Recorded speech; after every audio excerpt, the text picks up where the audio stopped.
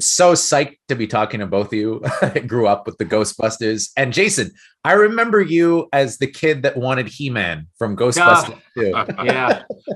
But then you turned into like one of the best directors of my generation. So there you Oh, go. what a kind thing to say. Here's the funny thing is, there was a clip that my father shot of my mother and my sister and I in the original film that got cut out. Really? But we went back into the original dailies, rescanned it, and put it into Ghostbusters Afterlife. So we're back in the movie.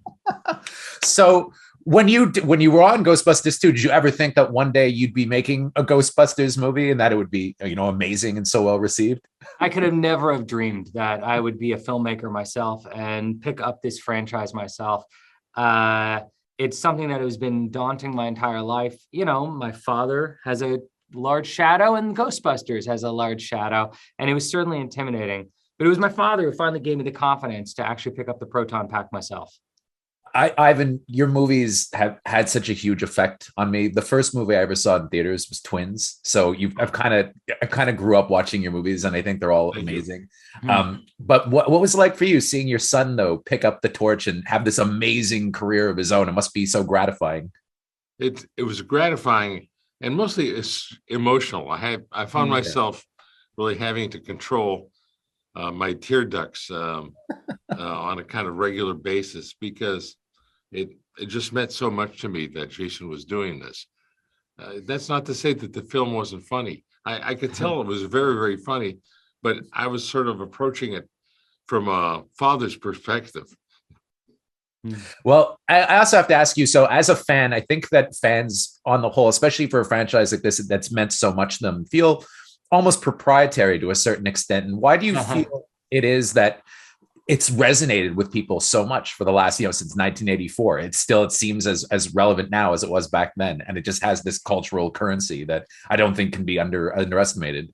I think you're 100% right. And when we talk about Ghostbusters, we're talking about one of the most popular films of all time. I can't walk a day in my life without seeing a Ghostbusters t-shirt. There's a movie that when it came out in 1984, it was number one at the box office for 7 straight weeks. It only got knocked off by Purple Rain. And then it was still like in the top 3 through the end of the year.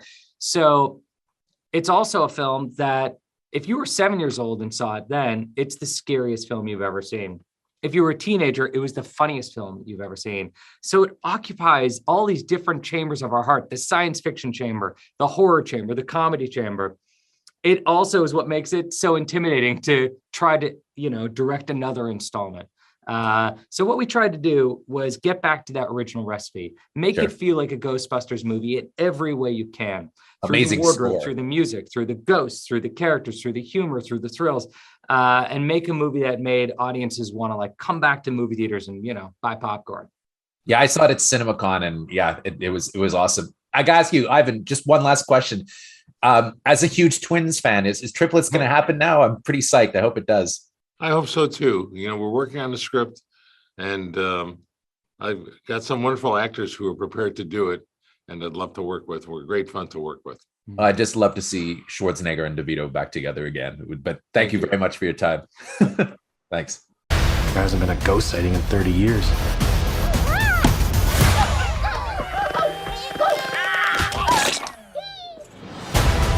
Oh my God. What is happening here? His grandfather was a Ghostbuster. Something was coming and he knew it.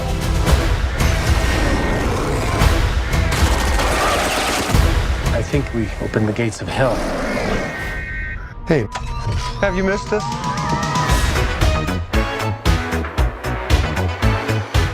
So Celeste, I'm just going to start with you. You've done some awesome movies before, but this must have been something else, right? Being one of the leads in like a huge tentpole movie. What was it like for you stepping onto the set with all these massive special effects and green screen and stuff?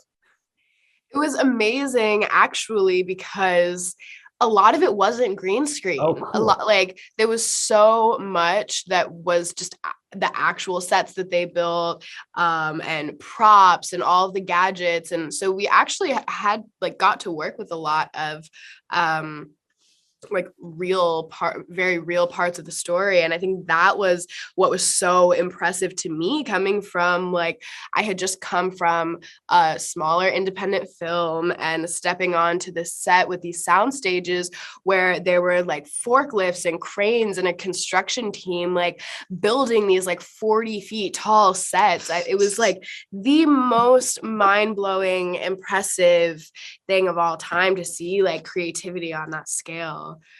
And Logan, this was your first movie, right?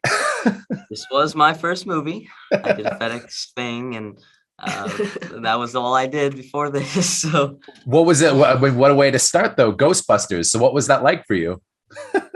Well, I never thought in a million years I would ever get something as big as Ghostbusters. I was originally just going to do acting because I really loved it, and I did theater before I did anything TV film.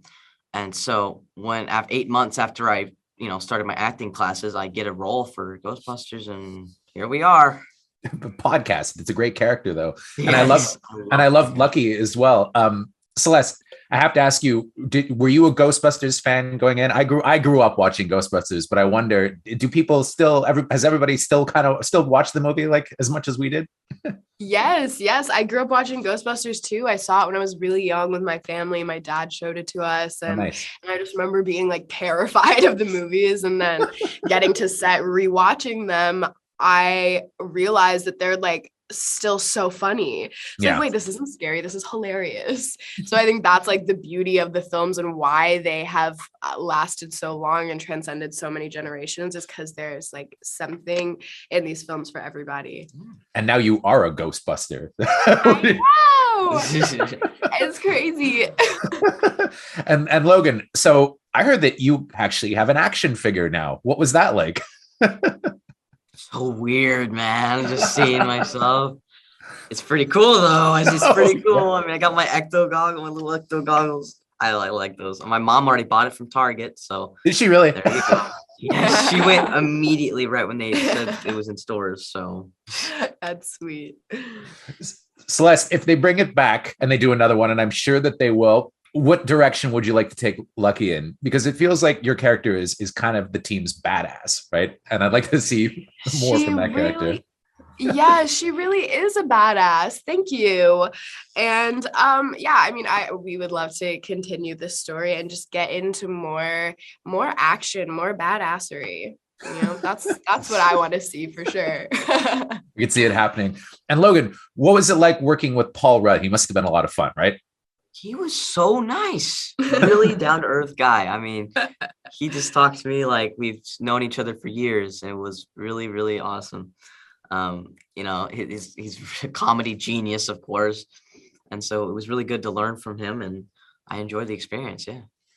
And Celeste, I imagine this must have been shot a little while ago, though, right? And because of COVID, it was delayed. What was it like finally seeing? Did you actually get to see this movie yet on the big screen? Yes. So we saw a screening of it 2 days ago. And then, so very, very recently, like we shot this in 2019, saw it 2 days ago. Yep. And then we actually got to see it at Comic-Con last night. We surprised the crowd, and it was just the most amazing experience. Like one of the best nights of my life for sure. Just seeing the kind of reaction, the kind of response we got, because the audience was fans. Like they were all fans of the original franchise. And so there were honestly Easter eggs in the movie that I didn't even know were there, that people were reacting to. Like people were cheering for things that I didn't even realize were Easter eggs. So it was just amazing. Well, you'll both be back. It was awesome. Thank you very much. Oh, thank you. Thank you. I remember Revelations. And I looked as he opened the sixth seal. There was a great earthquake. Judgment Day.